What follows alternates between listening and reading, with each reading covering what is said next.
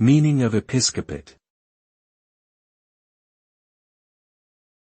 Episcopate.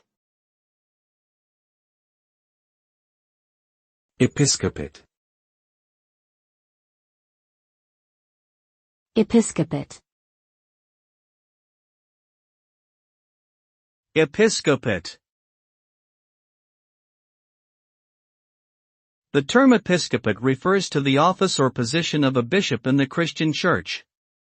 It is derived from the Greek word episkopos, which means overseer. The episcopate plays a crucial role in overseeing the spiritual well-being of a church, including the administration of sacraments and the teaching of doctrine. Throughout history, the episcopate has been subject to various controversies and divisions, such as the debate over the role of female bishops. Despite these challenges, the episcopate remains an important institution within many Christian denominations today.